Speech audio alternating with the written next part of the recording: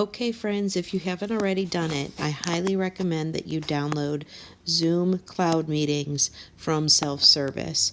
You can see that I already have it since it says reinstall underneath it. So let's get right into it. I'm going to go to the app and open it up. And I am met with this screen where I either need to sign up or sign in or join a meeting. I'm going to sign in with my Google account.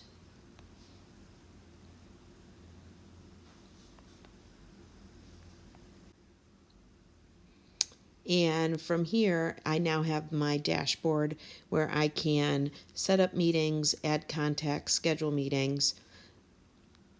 The first thing I want to do is actually start a new meeting and invite a child to participate so that I can do some one-on-one learning via video conference. You can have as many students as you want join, but I'm going to start with just one just for this example. So I'm going to start with a new meeting. And I want the video on, and I need that personal meeting ID. So I'm going to go ahead and tap on Start Meeting.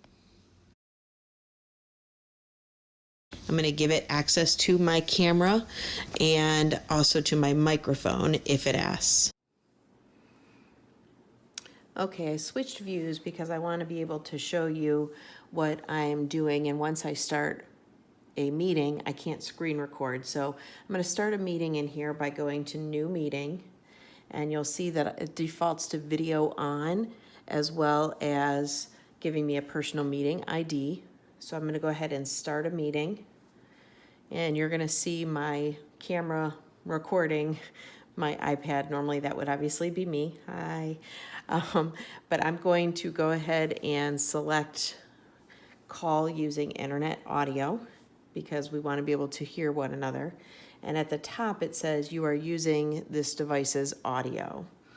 So now I need to go up here to participants, and right now it is just me, but down at the bottom there's an invite. So I'm going to tap on invite, and I want to copy that URL. Now I could also send an email, I could send a message, I can invite contacts, but for this example I'm going to copy the URL and paste it into Google Classroom.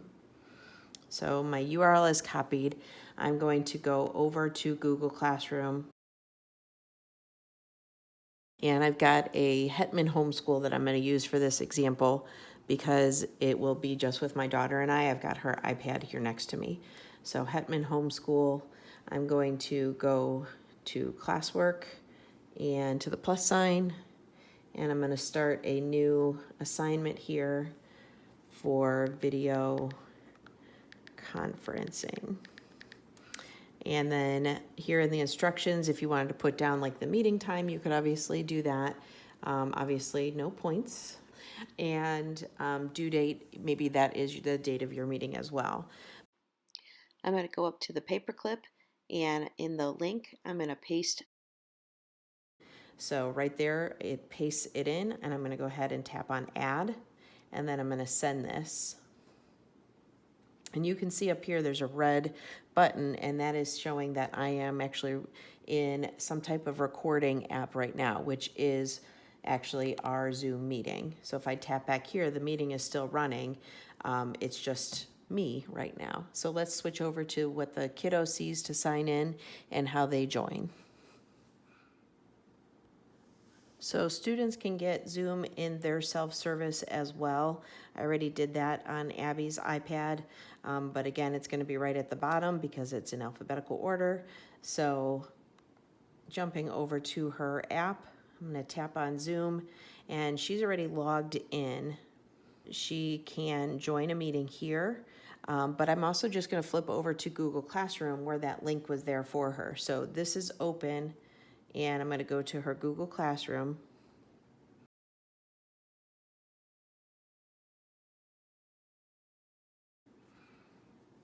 And at the top of her stream is the video conferencing I just set up with the link. So I'm going to tap on that, and it takes me to the app, and it jumps right into that meeting. She'll have to go ahead and accept camera access and microphone access. And this is my iPad that she sees. So I'm just going to move these so that you can see them both a little bit better.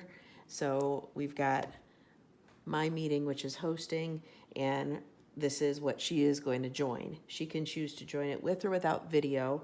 I'm going to go ahead and join with video. And I'm going to enable the call using internet audio, just like we did on mine. And you can hear that feedback. I'm going to mute both of the iPads so that we can stop that feedback. So that's one thing you'll want to keep in mind. Once you have people connected, you want to make sure that you have those that aren't talking mute. So this is a little bit confusing because both screens are the same right now. So let me turn Abby's iPad so that it's looking at me. So right now, this is the host and this is the student. And on Abby's iPad, it's the opposite. The big screen is the host, the little screen is her. So I'm going to turn this to Groot. Here you go, Groot. How can we get Groot in there? All right. Well, I get Groot in the picture here so that we have a student as our example. Over here on the teacher screen, I'm going to move this back into the center here so you can see that. On the teacher screen, there are some options for you. So we can see under participants, the two participants, both of them are currently muted because we're right next to each other. But down at the bottom, I can unmute everybody. I can mute everybody. I can go to the chat window so that I can type a message out to everybody. And I can also pick just certain people I want to chat with. Up at the top, some other options that you have. Under more, you can use the clapping or the thumbs up. You can minimize the meeting. You can go to a virtual background, which is really cool. So let me switch this to outer space. So now let me get into this. Now I am in outer space for my meeting, which is kind of a cool feature. I'll go back to none. And also up here, oh, I can do green screen. That's cool. I'm going to X out of that. I want to show you the whiteboard that you can use. So I'm going to go to share content. I can share my screen or a photo. You can see all the options here, but what I think is going to be useful for teaching is this whiteboard option. So now my student is seeing just a plain whiteboard where I can use my Apple Crayon, but it's not on. So I am going to just write. And if I flip you over now to Abby's iPad, you can see that it's on there as well. So that's great. You can obviously always use that like you would a smartboard or a dry erase board. So I'm going to end sharing and go back to my screen. So at the top here, I'm going to tap on stop share. And now at this point, I'm going to end my meeting. So I'm going to tap end meeting at the top. And I'm going to end it so that everybody gets kicked out of it. If I were to just leave the meeting, then your students would stay in it and they could continue to chat. So there might be relevance for that for you. But at this point, I'm just going to end it. And hopefully that will help you as we get closer to perhaps needing to teach virtually as well as just review content.